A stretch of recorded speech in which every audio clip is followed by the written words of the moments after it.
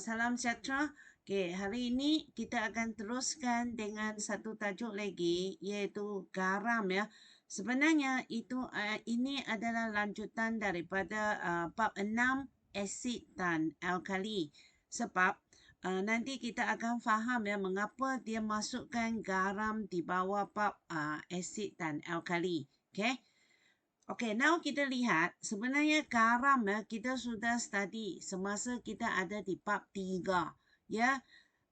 Garam sebenarnya dia sama maksud dengan sepatian ion. Okey, kita buat ulang kaji sedikit apa itu sepatian ion ya. Okey, ini dia sepatian ion. Okey, sepatian ion sebenarnya dia terdiri daripada cation ion, ya cation ion iaitu ion yang bercharge positif. Kamu lihat simbol di sini dia memang bercharge positif ya. Okey, cation ion. Okey, ini kita panggil dia sebagai cation ion. Okey. Yang ion yang bercharge negatif ini kita panggil dia sebagai anion. Okey. Kamu mesti faham ya, apabila kita study sukatan kita yang ada dalam SPM ya, sebenarnya kita mesti hafal semua cation dan anion yang ada dalam sukatan. Okey, untuk definisi untuk garam ya, kita terima semua cation yang kita study. Cuma kita ya ada satu saja cation yang kita dikecualikan ya, satu cation iaitu ion hydrogen H+. H+ ini kalau ada ion ini kita akan kita akan kelaskannya sebagai acid ion hydrogen ya. Okey, kalau untuk bahagian anion pula, ion yang kita mengkecualikan ataupun ion-ion yang dikecualikan adalah ion hidroksida. Ya, ion hidroksida adalah ion yang kita buktikan ia adalah datang daripada alkali. Okey, kita akan bagi dia masuk ke family alkali lah. Okey, kemudian untuk ion oksida pula, kita akan masukkan dia dalam family base. Maksudnya 3 ion ini ya dikecualikan. So, dalam soalan objektif SPM, memang dia minat lah dia akan berikan soalan macam ni. Pilih sepatian-sepatian yang berikut, mana satu bukan garam. Soalan dia macam ni. Okey, so sangat senang lah. Kita akan semak apa yang dikecualikan di sini. Okey, tengok sini. Magnesium nitrat. Sampai setakat ini ya, kita sudah nak hampir tamat tingkatan 4 ini. Semua pelajar kita memang anggap boleh hafal ion positif dan ion negatif. So ini lihat ya, dia terdiri daripada Mg2+. Kita memang anggap kamu boleh tulis ion yang ada di dalam satu sepatian yang kita bagi. So ini magnesium nitrat. Okay. Ini terdiri daripada Mg2+ dengan ion oksida. Tengok sini. Dia ada ion oksida kan? Ion oksida ialah ini dikecualikan. So kita dapati ini kita tick, ini kita akan cross. Ini bukan garam. Magnesium oksida bukan garam, kita panggil dia sebagai base. Okey. Kita teruskan dengan magnesium hidroksida. Hidroksida ada di sini, OH di sini. OH. So, ini dikecualikan. Dia bukan garam. Ya. Okay. So, dikecualikan. Magnesium karbonat. Of course, ini adalah garam. Ya. Kemudian kita ada zinc sulfat. Nah, zinc sulfat. Okay. Garam. Ya, tak ada ion-ion yang dikecualikan. Okay, ini asid sulfurik. Ya, selepas you study asid dan alkali ya, kamu mesti hafal jenis asid yang ada dalam sukatan kamu. Asid sulfurik ini terdiri daripada ion hidrogen, ion sulfat. Oke, ion ini dikecualikan. So, ini adalah bukan garam. Bukan garam. Oke, amonium sulfat. NH4 ini, ingatlah, ini adalah sangat popular ion ini dalam sukatan. Ion ini dipanggil ion amonium. Amonium. Oke, so ini adalah garam. Tak ada ion yang dikecualikan. Ini adalah aluminium sulfat. Aluminium sulfat. So, ini adalah garam. Okey. Kamu ingatlah, cikgu sekali lagi, cikgu ingatkan kamu semua, sampai setakat sini, kamu sudah boleh hafal semua formula ion dengan betul. Maksudnya saya bagi you apa nama saja ya, you boleh tulis formulanya dengan betul. Ini dipanggil formula. Ini dipanggil formula. Okey. Okey, kita teruskan. Ini yang khas. Tadi itu untuk kamu faham. Garam adalah seperti ion. Okey, sekarang kita akan bagi definisi yang tepat. Sebenarnya garam adalah seperti ion yang terbentuk. Of course, ini kita sudah tahulah seperti ion. Apabila ion hidrogen. Okey, maksudnya apabila kita nak study garam, kita mesti ada pengetahuan yang sebelum ini yang berkaitan dengan asid. Ya, garam dia terbentuk apabila ion hidrogen daripada asid digantikan dengan ion logam ataupun ion amonium. Macam-macam ion logam. Maksudnya ion positif ganti tempat yang positif ini. Okay? So, yang penting di sini kita perlu ada pengetahuan asas ataupun pengetahuan yang sebelum ini, iaitu asid. Okey, bila dia gabung, dia akan membentuk macam-macam jenis garam lah. So, dalam kehidupan harian kita, memang setiap hari kita guna macam-macam jenis garam dalam kehidupan harian. So, untuk ini, kamu perlu buat study sedikit, sama ada you nak study online ataupun kamu boleh rujuk kepada buku teks. So, pada muka surat 176, 177. Okey. Apa kamu boleh buat? Kamu hanya study saja. Kemudian kamu lengkapkan muka surat 1. Modul pada muka surat 1. Itu sebagai satu bacaan tambahan. Ya, apa kegunaannya garam dalam kehidupan harian kita. So, dia boleh digunakan dalam macam-macam bidang. Mana-mana satu bidang pun menggunakan garam. Okey. Okey. Apa ada dalam bab ini? Okey, 2 tajuk saja ya. Hari ini kita hanya study 2 tajuk. Okey.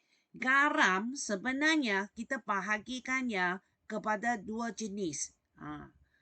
Jenis ini penting ya sebab jawapan kamu, huraian kamu, ya, macam mana you nak menyediakan garam itu, semua bergantung kepada jenisnya.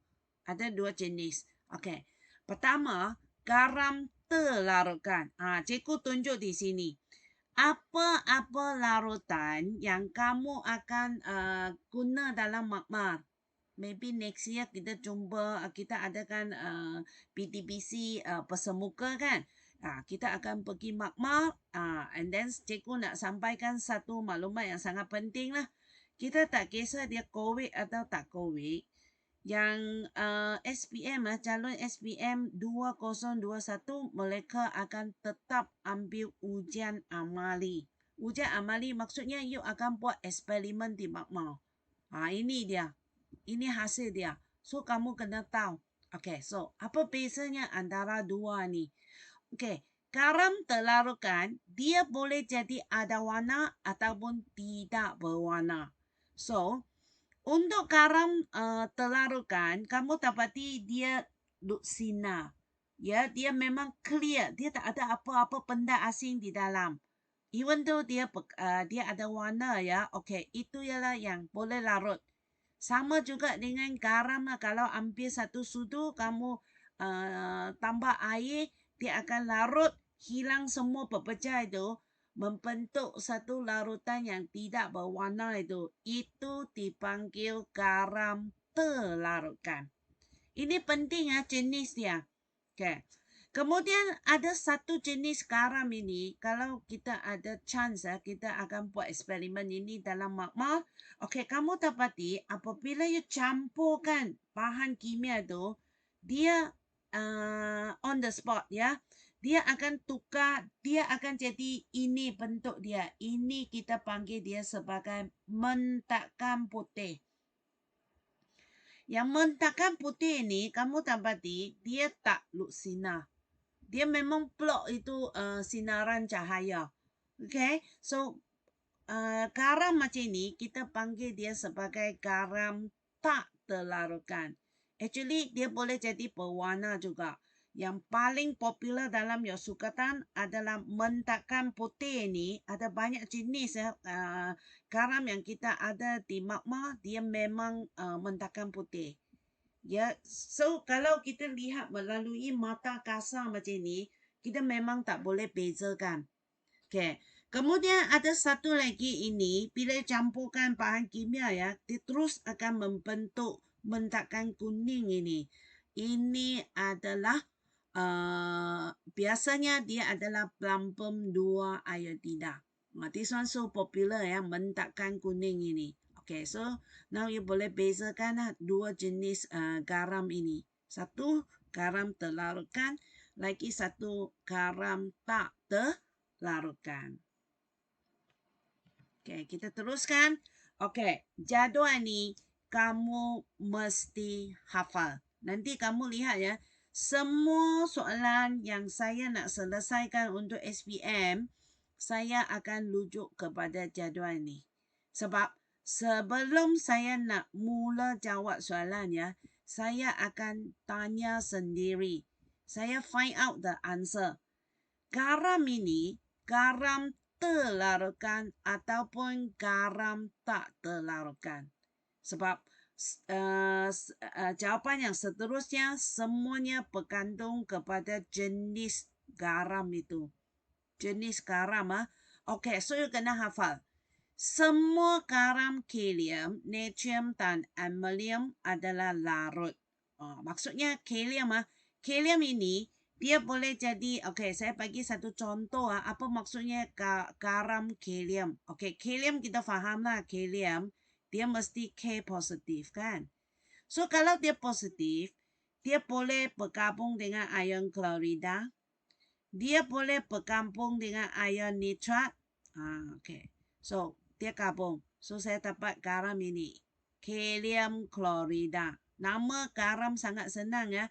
Ambil nama ion positif dia, gabung dengan nama ion negatif dia. So ini dipanggil kalium klorida. Kemudian kita ada, okay, dia gabung, dia akan menjadi kalium nitrat. So semua garam macam ni. Okay.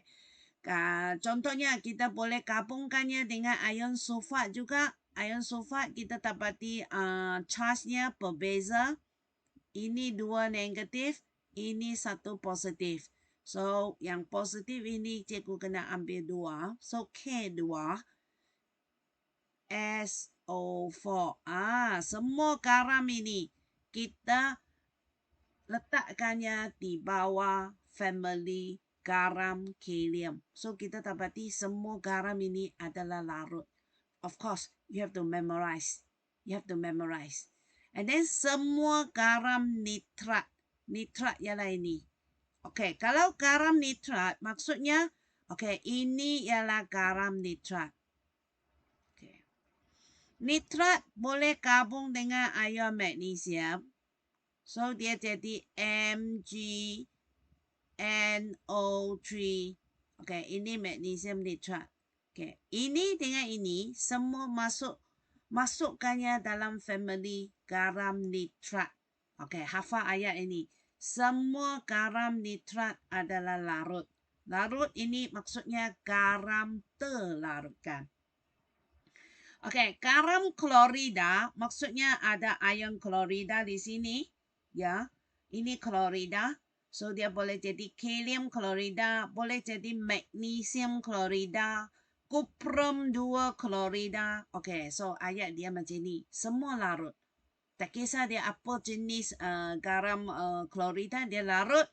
Kecuali argentum klorida dan plumbum 2 klorida. Of course, you have to memorize lah. So ada budak I tengok dia guna singkatan, dia bubur apa ni PA. PA maksudnya pah. So dia ingatlah singkatan macam tu. Okay, kemudian untuk garam sulfat pula, sulfat ialah ion ini SO4 2-. So you dapati ion-ion yang ada di sini ialah ion-ion yang popular dalam SPM. Maksudnya when I say sulfat, ion sulfat, your otak dia sudah generate is SO4 2-. Itu ialah basic yang perlu ada. Okey, garam sulfat dia boleh jadi kalium sulfat, magnesium sulfat dan seterusnya. Okey. Semua larut kecuali barium sulfat dan plumbum 2 sulfat. Actually, argentum sulfat juga tak larut, tapi dalam magma kita tak guna argentum sulfat. Okay. Kemudian kita masuk ke karbonat. Okay, karbonat sebagai ingatan, sebagai ulang kaji, cikgu conteng di sini juga ion dia is CO3 2-. CO3 2-. Itu garam karbonat. Okay, garam karbonat ini semuanya tidak larut. Tidak larut tau. Semuanya adalah garam tak terlarutkan. Ingatlah dia ada satu perkataan tidak di sini.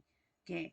Kalium karbonat, magnesium karbonat, kuprum 2 karbonat, zinc karbonat. Okay. Okay, ayat dia macam ni. Semua tidak larut kecuali kalium karbonat, natrium karbonat, and ammonium karbonat. Kalium, natrium, ammonium ada di sini. Semua garam ini adalah larut. So, sangat senang nak hafal saja. Okay, you kena arrange your timer, akhirkan masa kamu, semua benda ini kena hafal sebelum kamu balik ke sekolah. Okay, now kita masuk ke apa yang kita patut study dalam bab ini, iaitu kaedah penyediaan garam. Ini garanti keluar ya. Tiap-tiap tahun dia keluar dalam esei. So, untuk garam, kamu mesti hafal 2 eksperimen. Satu eksperimen untuk menyediakan garam terlarutkan. Lagi satu eksperimen untuk menyediakan garam tak terlarutkan. So, tak terlarutkan ini maksudnya dia akan membentuk mentakan. Okay, nanti kita akan tengok ya macam mana dia terbentuk. So, tindak balas ada satu saja. Maksudnya kaedahnya ada satu saja. Iaitu dipanggil tindak balas penguraian ganda 2. Okay, so saya ambil mistake ya. Dia bukan tindak balas. Sebenarnya dia dipanggil kaedah pembentakan. Kaedah pembentakan. Okay, now kita lihat di sini. Untuk menyediakan garam terlarutkan, kita akan buat ulang kaji untuk sifat-sifat asid. Kita sudah study kan sifat-sifat kimia asid. Dia ada 4. Now kita guna juga untuk garam. Nanti kita masuk ke kata tindak balas, kita guna juga tindak balas untuk asid ini. So I tell you, you tahu asid saja, maksudnya your chemistry, you sudah boleh jawab banyak soalan dah. Okay, so kita ada 4 jenis tindak balas Ya, ada 4 jenis ya. So, terpulang kepada soalan lah. Okay, so kita ada asid boleh tindak balas dengan logam. Yang cikgu sudah ajar, okay, logam. Dia akan membentuk garam dan hidrogen. Hidrogen. Okay, cikgu repeat lah. Kamu perlu hafal rumus ini. Apabila asid bertindak balas dengan logam, dia akan membentuk garam dan hidrogen. Ini tak ada siapa-siapa boleh tolong ya. Kamu mesti hafal. Kemudian kita ada asid tindak balas dengan logam oksida, iaitu base MgO, okay? Sama, dia akan membentuk garam dan air. Ini adalah air ya. Asid dengan logam oksida. Kemudian kita ada asid dengan logam karbonat. Karbonat contohnya tadi itu CO3 2-. Okay. So dia akan membentuk garam karbon dioksida sebab CO3 2- itu dia akan membebaskan karbon dioksida CO2 and water. Okay. Kemudian asid dengan logam hidroksida ini sebenarnya adalah alkali, di mana yang popular adalah kalium hidroksida and natrium hidroksida. So dia akan membentuk garam dan air. Dia akan membentuk garam dan air. Okay, kita buat ulang kaji ya. Now kita buat ulang kaji. Okay, asid. Ini mesti hafal. Wajib hafal. Tak hafal ini, your chemistry cannot go far. Mesti hafal. 3 jenis asid ini. Okay, asid hydrochloric. Kalau kena hafal formula dia, HCl. Sebab exam dia hanya bagi tahu kamu asid hydrochloric. Murid kena tulis ini sendiri, HCl. Okay. Asid nitrik kita kena hafal iaitu HNO3. Ini semua kena hafal lah. Kemudian kita ada asid sulfurik iaitu H2SO4. Okay. Ini asid hidroklorik, selain daripada kita kena hafal ini apa yang kita maksud di sini ialah formula asid ini, kita perlu hafal ion-ion dia. Formula ion-ion dia. So, ini terdiri daripada ion hidrogen dan ion klorida. Okay. Ini ion hidrogen, ion nitrat. Dia panggil ion nitrat tahu ini. Ini panggil asid nitrik. So, dia ada ion hidrogen, ion sulfat. Okay, ini penting ya sebab nanti selepas dia tindak balas, ion hidrogen ini akan diganti. Ion hidrogen ini dia akan ganti dengan ion logam. Bila dia ganti dengan ion logam, kita dapati klorida ini dipanggil klorida, dia akan membentuk garam klorida. Pendek kata, kalau dia minta kamu menyediakan garam klorida, kamu mesti guna asid hidroklorik. Ini you kena tahu sendiri. Buat keputusan sendiri.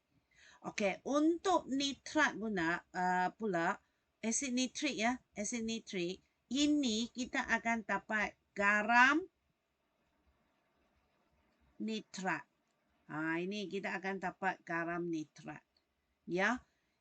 Ingat semua ini ya. Okey, ini pula kita akan dapat garam sulfat. Okey, ini garam sulfat. So ini dia lah. Kalau dia nak menyediakan garam sulfat, you mesti pilih asid sulfurik. Mesti guna asid ya. Okey. Okey, kita lihat contoh pertama. Ini semua ulang kaji ya. Sebenarnya apa yang cikgu tunjuk di sini, kamu sudah study semasa dalam bab 6 asid. Sifat-sifat kimia asid. Okey, kita kena hafal. First, ini kena hafal.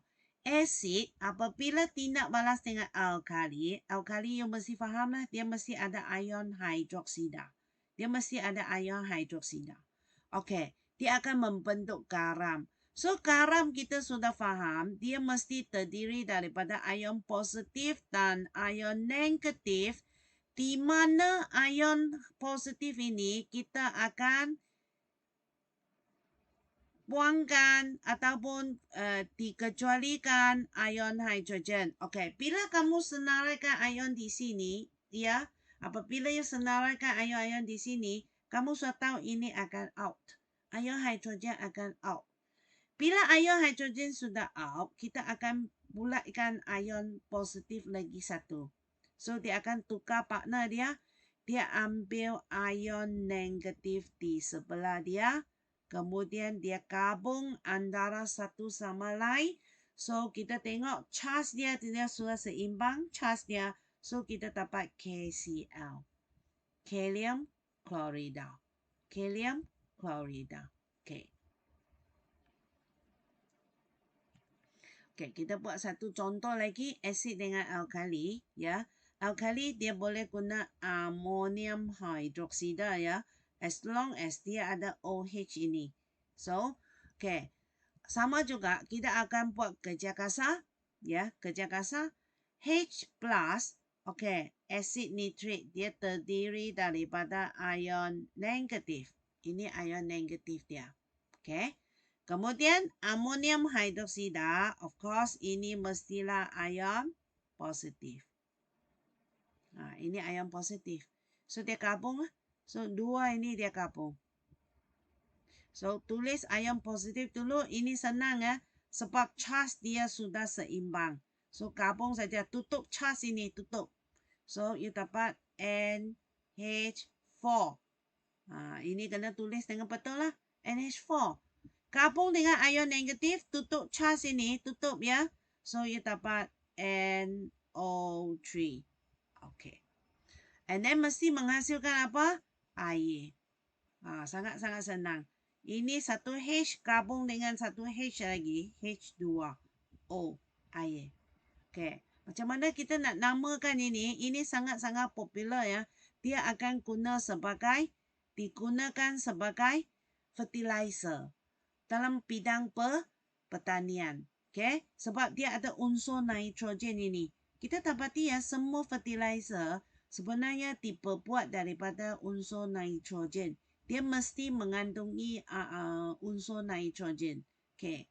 So ini nama garam ini is ammonium. Saya tulis ion ini dengan betul dulu. Ion ammonium. Apa nama ion negatif ini? Ion nitrat. Ion nitrat.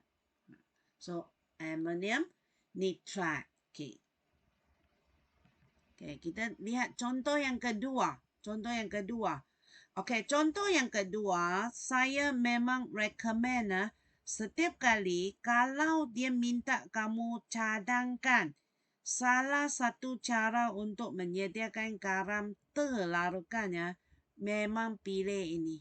Sebab ini akan mengelakkan kamu daripada buat kesilapan.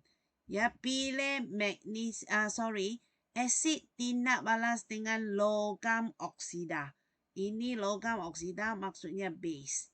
Samalah, dia akan menghasilkan garam dan air. Ya, garam dan air. Oh, sorry. Cikgu silap ini. Bukan. Cikgu silap ini ya. Bukan ini. Sorry.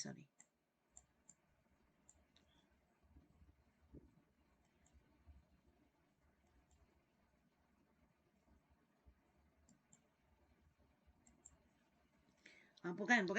Jangan pilih logam oksida ya. Sebab dia menghasilkan garam dan air kan. Okay, so nevermind. Kita teruskan ya. Kita buat ulang kaji dulu. Nanti cikgu cadangkan mana satu lebih popular. Okay. So, kita teruskan. Okay. So, sama juga apabila saya dapat asid ini, saya akan tulis ion-ion yang berkaitan. Ya, ini ion dia. Okay. Maksudnya after lesson ini ya, kamu memang sudah pandai ya tulis formula untuk asid. Okey. Magnesium oksida. Kita kena hafal lah. Ion ini adalah Mg2+. Ini magnesium oksida. Okey, come. Ambil dua ini, dia gabung antara satu sama lain. Kita buat ulang kaji. Now saya buat ulang kaji lagi ya. Next year, no more ulang kaji nak tulis formula garam dah. Okay. So, kita bulatkan ini. So, ini dua, ini satu. Dia tak sama. Charge dia tak sama. Kita mesti guna kaedah darab silang. Dia kena darab silang lah. Okay. 1 come to here 1. 2 come to here 2. Macam ni. Ini maksudnya magnesium kita perlukan kuantitinya satu saja. Manakala yang ion nitrat ini kita perlukan dua. Okay, now kita gabungkan. Mg dia nak satu. Mg. Satu saja. Kemudian ini dia perlukan dua. Tapi masalahnya ini adalah ion kompleks. Cikgu ulang kaji lagi. Ion kompleks, kalau lebih daripada satu, kamu mesti ada kurungan. Okay, tutup kurungan dia. Dua macam ni. So, you mesti ada kemahiran. Ini kemahiran mesti ada. Boleh tulis formula garam dengan betul. Sebab selepas ini, kita akan study soalan calculation. So, soalan calculation itu, dia perlukan satu persamaan kimia yang betul. If you sini sudah salah, nanti semua calculation kamu buat itu semua akan salah. Okay, so cikgu gantikan ya di sini, magnesium nitrat. Okay lah, kita tulis di sini dulu. Okay, so now kita dapati dia tak seimbang. Setiap kali kita tulis persamaan, dia mesti seimbang. Sebab you nampak tak NO3 ni ada dua. So kita akan try and error. Letak dua di depan. Dia mesti di depan punya ya. Okay, tak boleh letak di celah-celah di mana-mana. Okay, dua. Okay, so kita dapati, okay, ini sudah seimbang. So kita tick. Kita tick. Okay. Okay, sama juga.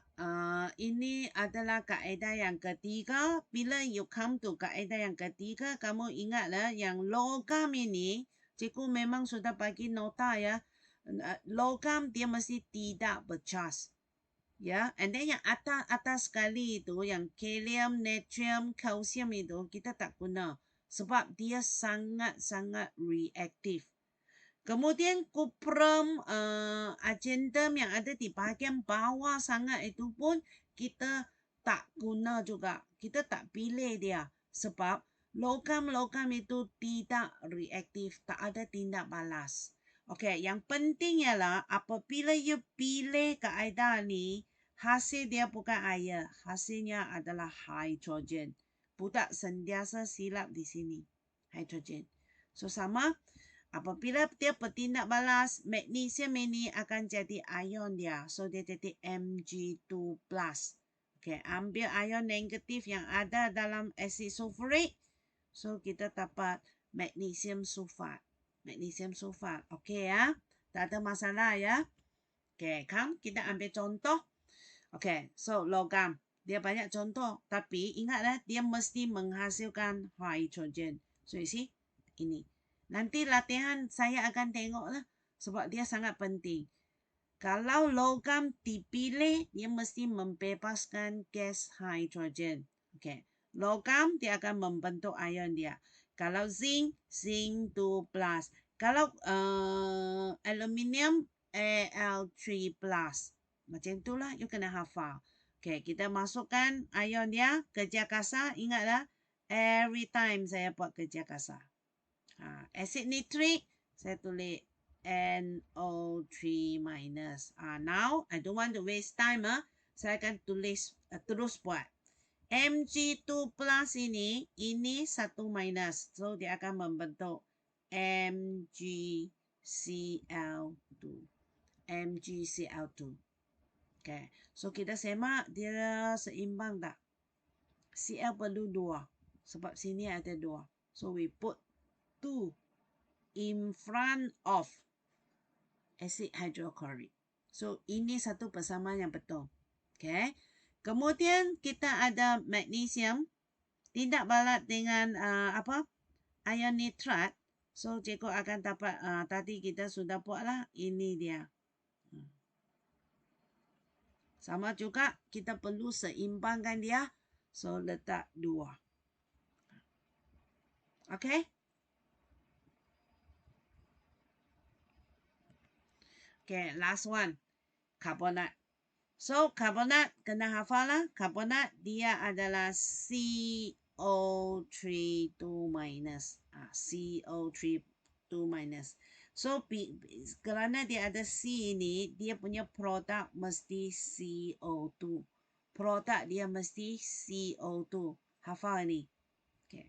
Asid kita guna. So dia boleh carbonate ini dia boleh guna macam-macam jenis carbonate lah. Dia boleh ambil natrium carbonate, cuprum 2 carbonate, ya magnesium carbonate, tak ada masalah. Kita ikut soalan saja. Okey, kita tulis formula untuk asid. Ini dia. Magnesium carbonate Mg2+. Okay, ambil ini 2 gabung, bagi dia membentuk garam. So dia jadi MgCl2. Yang belakang ini semuanya sama. Ya, kalau dia ada CO3 2 minus, dia mesti membentuk yang ini. Ini fix. Ini fix. So kita seimbangkan Cl2. Letak 2 di sini. Ini dia lah. So nanti you akan bina tau. You akan main-main dengan ion positif dengan ion negatif. Okay.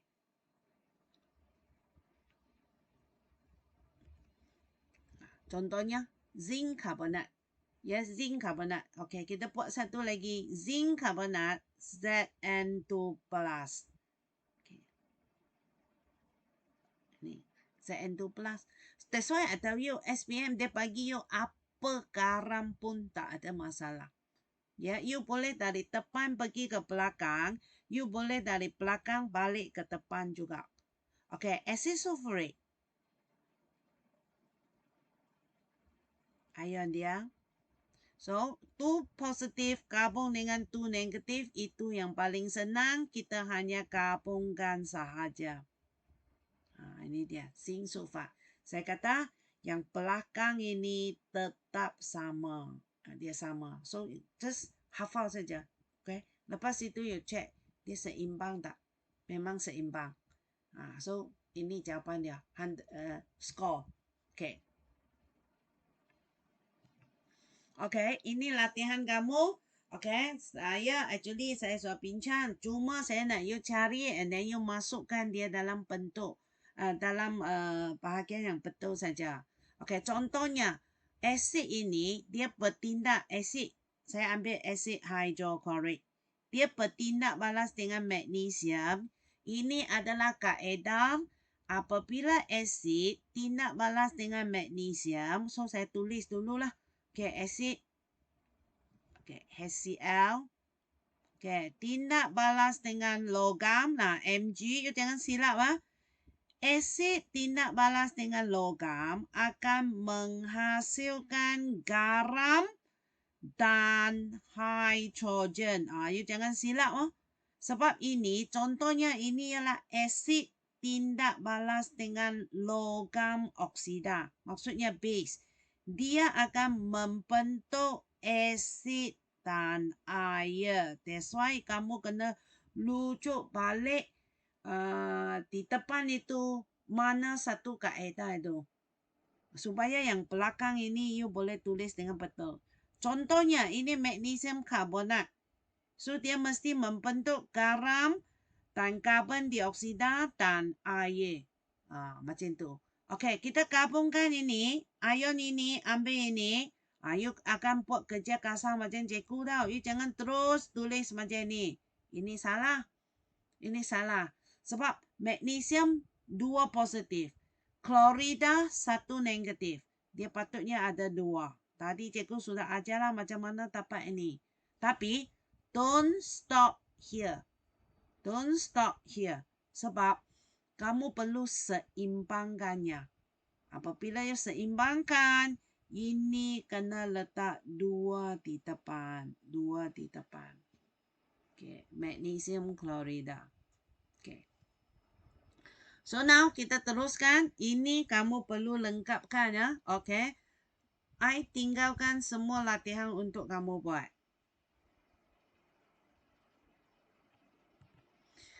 Ini juga ini bahagian juga sama. Kamu akan lihat muka surat 4 di mana kamu perlu lengkapkan. So how to lengkapkan actually is very simple. Just latihan saja. Okay, kamu ambil ion ini gabung dengan ion ini. Kamu ini latih tupi ini bab 3 kamu sudah latih tupi banyak dah. So kamu akan dapat kalium sulfat. Ambil kalium gabung dengan ion klorida ini kamu dapat KCl. Ya. Okay, dan seterusnya. Kalau kalsium gabung dengan klorida kamu dapat CaCl2. Okay, kalau nitrat ini ion nitrat. So, you dapat KNO3. Ini karbonat. Kita perlu 2 ion positif. So, you dapat K2CO3. Okay. Selepas kamu tulis formula ni, kamu perlu cari, ya, you kena pasti mana satu garam adalah tak terlarutkan. So, very simple. Kalau ini, saya akan rujuk ke jadual tadi itu, jadual hitam-hitam tadi itu, saya akan ambil ini semua di bawah garam kalium. Kalau you tak mau, you boleh rujuk kepada garam klorida, ini rujuk kepada garam nitrat, ini rujuk kepada garam karbonat dalam ayat itu. So, tapi saya rujuk kepada garam kalium. So, saya ada ayat itu, semua garam semua garam kalium adalah larut. So, you jangan pergi lorek dia. Jangan pergi hitamkan dia. Sebab semua garam yang ada di sini adalah garam terlarutkan. Dia hanya panggil kamu lorekkan ataupun hitamkan garam yang tak terlarutkan seperti contoh di sini. Ya. Garam karbonat. Kalau you rujuk garam karbonat. Semuanya tidak larut. Kecuali kalium karbonat. So, dia larut. So, you buat study sedikit and then you lengkapkan latihan ini. Okay. Kemudian, kamu perlu lengkapkan latihan yang ada di muka surat 5. Ini semua latihan untuk bab 3 sebelum ini. Itu sangat simple. So, you tolong buatlah berkaitan dengan tulis formula untuk sepatian ion. Tulis formula is part yang sangat-sangat penting untuk SPM. Now ini dia. Kita perlu buatlah ini. You perlu hafal ini yang baru. And then saya sudah bagi tahu dia mesti keluar dalam SPM. Mesti keluar tiap-tiap tahun. Okay. Kalau kamu sudah kena pasti garam itu adalah garam terlarutkan, ini kuprum 2 nitrat. Saya tahu, garam ini dia memang nyata dalam soalan. So, kamu sudah boleh buat keputusan ini ialah garam yang larut. Sebab dia ada perkataan nitrat di sini. Sebab our ayat is, semua garam nitrat adalah larut dalam air. So, apa kamu perlu buat? Kamu mesti letak kuprum 2 nitrat ini di bahagian sini. Di bahagian sini. Okay? Garam nitrat, kamu mesti guna asid. Nitrat, tadi cikgu saya kata, kalau kita nak menyediakan garam nitrat, kita akan pilih asid nitrik. Kalau garam itu garam klorida, cikgu akan pilih di sini asid hidroklorik. Contoh yang lain lah. Okay, actually yang belakang ini dia mesti rujuk kepada asid. Belakang ini mesti rujuk kepada asid. So asid sudah settle. Maksudnya sini kamu boleh guna logam. Logam tak boleh. Sebab logam di bawah sangat itu dia tak reaktif, tak ada tindak balas.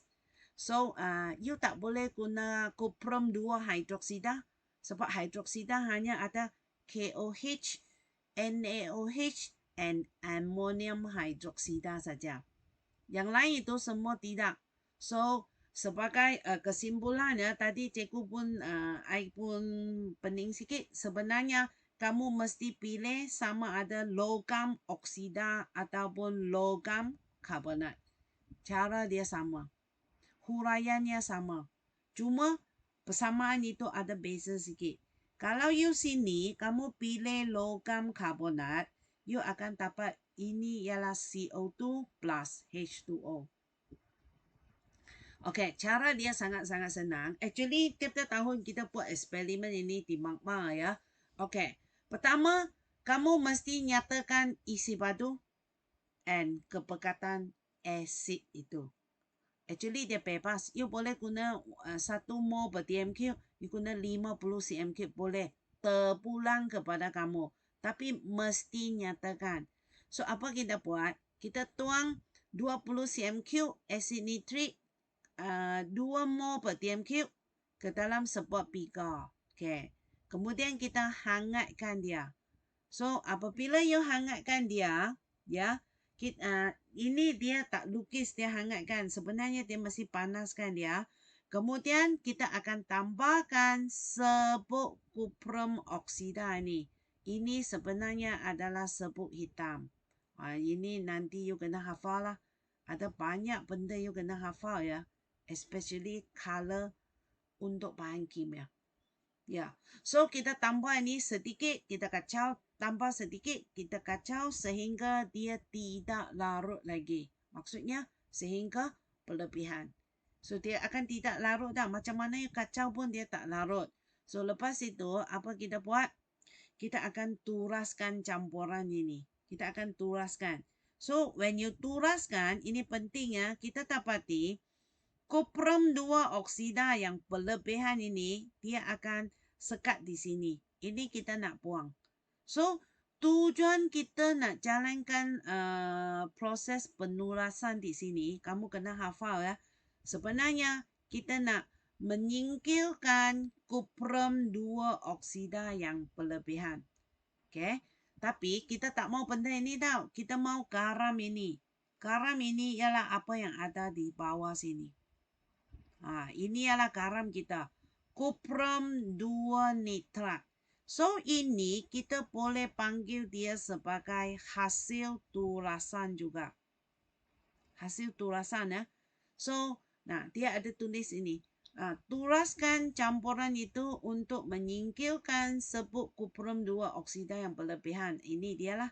So, lepas itu kita akan bawa ini, yang hasil turasan yang kita nak ini, yang garam ini, kita letak dia dalam satu mangkuk pijah, okay, mangkuk penyejak. Okay, kita panaskan slowly, dia akan menyejak. So, aras isi padu ini akan turun, so kita akan panaskannya sehingga dia menjadi tebu. Okay, I tell you semua perkataan yang cikgu highlight ini maksudnya keyword. Ini adalah keyword. Kamu mesti hafal. Okay, so kita turaskan hasil turasan itu, kita akan kumpul hasil turasan. Tadi itulah. Okay. Lepas itu kita panaskan dia. Di sini kita panaskan dia. Ya. Okay. Lepas itu ini keyword. You mesti panaskannya sehingga menjadi tebu. So, jadi sangat-sangat pekat. Okay, so kita biarkan dia 1 hari di magma. So, maksudnya proses itu ialah sejukkan. Siap kata kerja ini. Okay, so kita dapati apabila dia jadi sejuk, pepecah itu. Dia akan keluar daripada larutan itu. Ya, haplo garam itu. Okay. So, lepas itu kita turaskan sekali lagi. So, kali ini kita nak atas ini. Yang ini adalah haplocuprum 2 nitrat. So, lepas itu kita akan pilaskannya dengan air suling. Kita nak basuh semua benda asing yang ada lekat padanya. Okay, kita nak atas ini ya. Kali pertama kita nak bawah punya. Kali kedua kita nak atas. Lepas itu kita akan keringkan hablo itu antara 2 keping kertas turas. Jangan pandang rendah satu ayat macam ni. Perlu dinyatakan juga dalam exam. So lepas itu kita dapatlah haplocuprum 2 nitrat ini.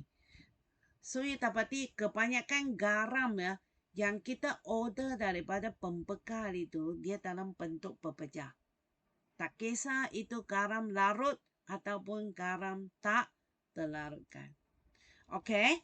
You perlu masa ya. Cikgu bagi you masa. Ya ada masa pun sudah cuti dah. You boleh study kaedah ini. Hafal kaedah ini.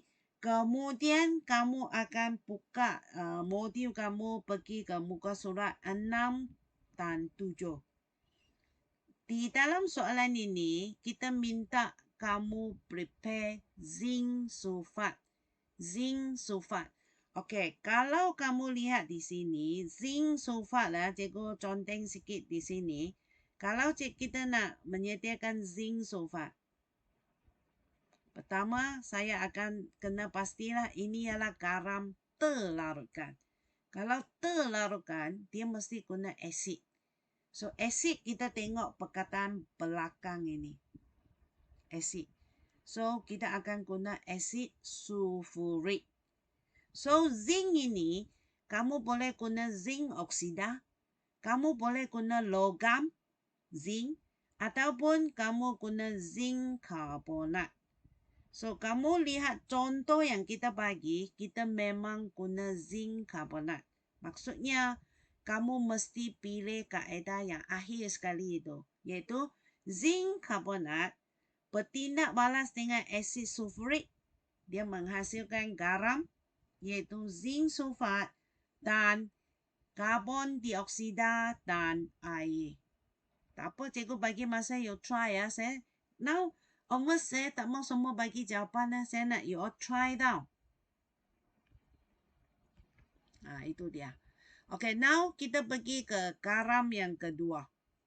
Jenis yang kedua. Iaitu garam tak terlarutkan. Tak terlarutkan tadi cikgu saya tunjuk lah. Dia akan membentuk mentakan. So, dia ada satu kaedah saja. Sangat-sangat senang untuk garam tak terlarutkan. Satu kaedah saja. Iaitu tindak balas itu ya. Tindak balas itu kita panggil dia penguraian kanda 2. Okay, this one sangat senang nak hafal. Penguraian kanda 2 maksudnya dia tercerai menjadi ayam-ayam masing-masing sebab yang dia you mesti guna garam terlarutkan logam A. Dia mesti larut ya. Larut baru ada ion. Baru ada ion positif, ion negatif macam ni. Dia larut. So kita dapati dia akan tercerai menjadi ion-ion masing-masing macam ni. Positif, negatif, positif, negatif. Lepas itu saling tukar antara satu sama lain. So, itu dipanggil tindak balas penguraian kanda 2. Pendek kata ya, semua ni dia bergantung kepada kamu, you hafal ion atau tidak. Kalau kamu boleh hafal ion itu dengan betul, semua jawapan kamu akan jadi betul. Ya, dia tukar saja partner dia. Dia tukar partner dia. Ya, tukar partner maksudnya plumpum ini, ion plumpum 2 ini dia akan ambil ion iodida tukar. Dan ion positif ini dia tukar, dia ambil ion nitrat. So dia membentuk dua hasil. Dua hasil ini mesti satu yang tak larut, lagi satu dia mesti larut. Sebab dia tak boleh dua-dua pun tak larut. You tak boleh asingkan dia. Okay. Kita lihat eksperimen yang ada dalam magma pun sangat-sangat senang untuk penyediaan garam tak terlarutkan ini. You tengok ya, dia hanya perlu 2 pika saja, 2 silinder penyukat. See? So you sudah sukat, you mix them together. Campurkan mereka dalam satu. So tindak balas berlaku, habis. Okay. So, tengok ya, bila you sebut kaedah dia, kamu mesti nyatakan isi padu dan kepekatan dia. Okay, pertama kita guna natrium sulfat. Nampak tak? Natrium sulfat ialah garam larut. Semua garam natrium adalah larut. Semua garam klorida adalah larut kecuali plumbum klorida, argentum klorida. Ini pun larut. So, bila dia larut, maksudnya dia akan tercerai. Okay, dia akan menjadi ion ini. Saya sudah kata ya, kita perlu ke pengetahuan basic asas itu. Kamu boleh tulis ion-ion dia. Okay, yang penting ialah ion-ion dia ya. Okay, tukar partner. Tukar partner maksudnya ion ini ambil yang sebelah. Dia mesti positif dengan negatif. So, ini gabung, kita dapat NaCl. You boleh tulis ini dulu. Di sini pun tak ada masalah tau. It's okay. Okay. Kemudian yang tinggal ini ialah barium sulfat. Barium sulfat. So, saya dapat ini. Barium sulfat. Lepas itu, kita semak dia seimbang atau tidak. So, yang penting ini adalah mentakan. So, check. Semua garam sulfat adalah larut kecuali barium sulfat dan plumbum 2 sulfat. Okay, nah, sukat larutan A. Tuang ke dalam satu pika. Kemudian tambahlah ya, sukat lagi satu larutan jenis yang lain iaitu barium klorida. Masukkan ke dalam pika yang pertama ini. Yang penting kamu kacau, you akan nampak mentakan itu. So actually yang barium sulfat ini dia adalah mentakan putih. Memang ya kalau ada di sekolah kita memang buat ya eksperimen ini. Very simple eksperimen. Okay. Sudah campur kita dapati dia ada mentakan dan larutan. Yang atas ini ialah garam terlarutkan, natrium klorida. Yang bawah ini, yang mentakan ini adalah barium sulfat. So, now kita nak asingkan dia. Dua jenis garam itu. So, apa kita buat? Satu kaedah saja. Turaskan. So, bila kita turaskan, yang larut punya dia turun bawah. Kita tak nak ini. Sebab ini yang kita nak sediakan adalah garam yang tak terlarutkan. Kita nak atas ini. Ini adalah barium sulfat. So, lepas itu samalah. Kita akan pilaskannya dengan air suling supaya kita nak bersihkannya daripada benda asing. Kemudian kita keringkan mentakan itu antara 2 keping kertas turas. Itu dia. So, take your time. Plan your time. Mesti hafal setiap satu step dalam eksperimen pertama dan eksperimen kedua ni. Dia langsung lain kaedah untuk menyediakan garam terlarutkan memang berbeza dengan penyediaan garam tak terlarutkan. Okay.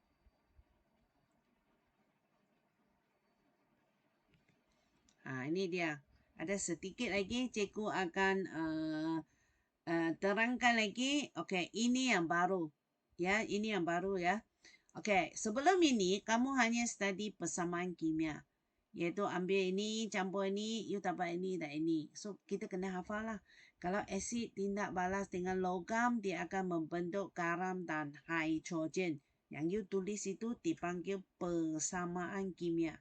Sekarang, cikgu akan memperkenalkan satu lagi dipanggil persamaan ion. Ion maksudnya dia melibatkan ion lah. Okay, and then buat catatan di sini. persamaan ion hanya untuk garam tak terlarutkan saja. Ini penting ya. Okey, pendek kata, apa yang kamu study sebelum ini yang garam terlarutkan itu tak ada persamaan ion. Tak ada persamaan ion. Okey, persamaan ion sekali lagi cikgu tegaskan dia hanya untuk garam tak terlarutkan saja. Tak terlarutkan saja. Okey, macam mana kita nak dapat jawapan ini? Kita perlukan pengetahuan kita untuk persamaan kimia. Okey, persamaan kimia ini memang you all sudah, tadi cikgu sudah tunjuk. Dia terdiri daripada ion ini, kan? Okey, lepas itu dia tukar. Dia tukar kan? So, okey, kalau saya circle ini dulu, so ini saya mesti ambil inilah, dia tukar partner. Tukar partner positif dengan negatif. So dia gabung, dia menjadi PaSO4. Okey, antara dua hasil ini ya, kita boleh bezakan mana satu ialah garam larut, mana tak larut. Sangat senang. Kita tengok ini. Ini sebenarnya kita akan tengok garam natrium. Okey, kita ada satu ayat. Semua garam natrium adalah larut. So ini sudah out lah. Dia larut. Okay. So bila ini sudah out, tinggal lagi satu itu mestilah garam yang tak terlarutkan. Okay. Persamaan ion khas untuk yang tak larut ini. So bawah ini, tulis ini di bawah sini. PaSO4. Tuliskan garam tak terlarutkan ikut tempat dia, ikut anak panah dia. Sebab dia adalah hasil. Hasil mesti tulis di belakang anak panah. Barium sulfat. Okay. Now, persamaan ion ini maksudnya ambil ion positif dia. Tindak balas dengan ion negatif dia. Ini ion negatif dia. SO4 2 minus. Okey, sudah seimbang. Ion ini kuantiti seimbang. So ini dipanggil persamaan ion. Satu lagi benda yang baru ya tadi. Okey. Kita buat satu contoh lagi. Kita lihat satu contoh lagi ya. Lihat. Okey, persamaan kimia. Nah, ini tidak ada asid kan? Tak ada asid. So, kemungkinan besar ini adalah untuk garam tak terlarutkan. Actually, senang jugalah kita nak bezakan. Ada asid punya, ada guna asid, garam terlarutkan. Kalau dua-dua larutan aqueous macam ni, biasanya untuk menyediakan garam tak terlarutkan. Okay, we try. So, kita kena tulis ion dia. Okay. Ion nitrat. Boleh? Okay, ion kalium. Ion klorida. Betul. So, kita tulis. Circle satu pasang cukup. Yang tertinggal itu akan automatic. You boleh gabungkan. Plumpum 2 klorida. So, saya tulis di sini. PbCl2. Jangan silap. Dua positif seimbangkan dengan satu negatif ini. PbCl2. And dua ion ini gabung. K dulu. KNO3. Okey, antara dua ini saya akan sentiasa hafal.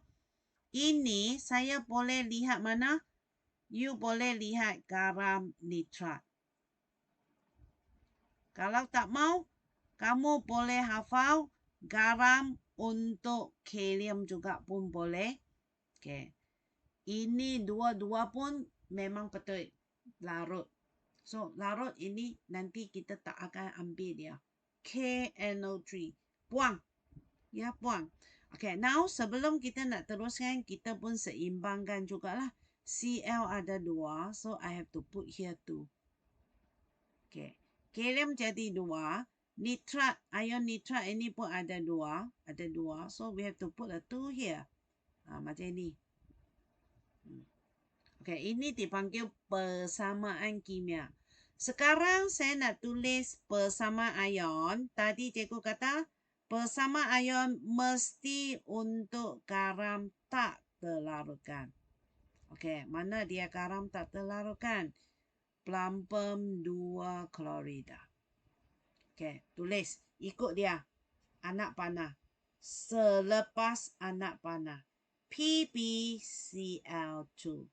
Now, tuliskan ion positif dia. Ion-ion yang membentukkan dia. Sebab dia ada ion. Maksudnya mesti melipatkan ion. Dengan ion negatif dia. Cl minus. Jangan usik dia ya. Jangan letak 2 di sini ya. Sebab Cl minus dia wujud macam ni.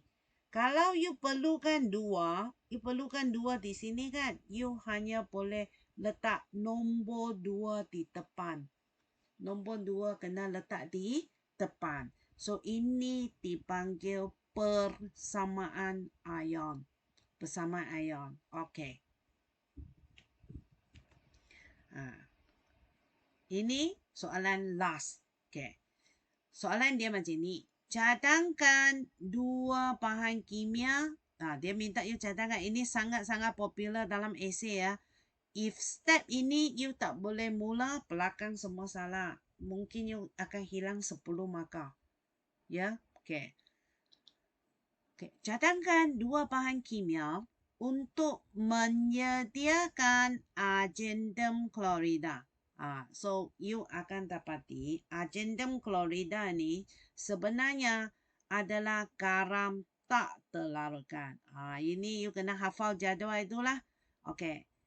Garam tak terlarutkan, maksudnya kamu mesti guna apa? Tindak balas penguraian ganda 2. Penguraian ganda 2. Okey. Argendum klorida. I letak di belakang dulu. Argendum klorida. Argendum klorida. Ini ialah apa yang kita nak sediakan. Okey, I petakan. Ini maksudnya garam tak terlarutkan itu. Okay. So, ini maksudnya dia mesti ambil satu ion yang ada ion klorida. Betul? Kemudian mesti ambil satu lagi bahan B yang ada ion klorida. Ini bahan A. Okay. Maksudnya ion ini memang you sudah tahu. Dia datang daripada nama yang dia bagi. Nama garam tak terlarutkan yang dia bagi. So, senanglah. Maksudnya kamu akan cadangkan satu ion negatif di sini and then cadangkan satu ion positif di sini. Okay. Nah, ingat nota cikgu ya. Sebab apabila kita guna tindak balas penguraian ganda 2 ini, ya, penguraian ganda 2 ini, bahan A dan bahan B ya yang kita guna itu, dia mesti garam terlarutkan. Terlarutkan maksudnya larut dalam air. So, kalau saya nak cadangkan anion. Anion ini mesti cadangkan anion kan? Mesti pilih ion nitrat. Sebab kita ada satu nota. Semua garam nitrat adalah larut dalam air. So, you guarantee tak akan salah. You jangan bagi argendum sulfat, argendum apa. Itu tak larut. So, kita pilih yang guarantee 100% larut punya is garam nitrat. Garam nitrat. Okay. Kemudian kita tengok, di sini kita mesti cadangkan cation. Di sini you ada pilihan. Sebab kita ada ayat, semua garam natrium ataupun garam apa? Kalium. Pilih natrium ataupun kalium ikut suka hati kamu. Okay, biasanya saya pilih kalium sebab dia satu huruf saja lagi senang. Lagi senang. You tak akan make mistake. Sebab garam kalium, semua garam kalium adalah larut dalam air. So, I bulatkan. It's up to you lah, you nak bulatkan mana satu. Okay, sekarang cikgu akan tulis bahan kimia ini di sini. AgNO3. Bahan A. Bahan B, KCl. So, mengalami tindak balas penguraian ganda 2. So, kita dapati kita ada lagi satu bahan ialah KNO3. Habis. Habis lah. Okey kah? Okey, habis ah. So kita lihat, sudah buat kerja kasar ini, kita dapati pun sudah diseimbangkan. Okey, so now saya akan copy dengan kemas. Okey, KCl akan menghasilkan AgCl plus KNO3. Kemudian kalau saya nak bentukkan bersama ion, saya mesti ambil argentum chlorida, garam tak terlarutkan ini. Ya, ini ialah mentakan. Mentakan ini actually warna dia adalah mentakan putih. So, ini adalah garam yang tak terlarutkan. So, anak panah, you see, sama. Sama. Okay, ambil ion dia, argentum, ion dia. Nah, ion. Gabung dengan ion negatif dia. So, kita dapat soalan ni. Macam itulah. Okay. Kalau dia minta cadangkan dua bahan kimia, so, you akan tulis larutan argentum nitrat dan larutan kalium klorida. Macam itu. Okay. So, you perlu lengkapkan latihan pengukuhan muka surat 9 dan 10. Okay, semua ini cikgu sudah ajar. Kalau you betul-betul nak get ready untuk your SPM, your coming SPM, kamu mesti tengok video ini. Kalau tengok satu kali tak faham, tengok kali kedua, kali ketiga. Dan sehingga you boleh jawab semua soalan ini. Okay, itu saja daripada cikgu. Terima kasih.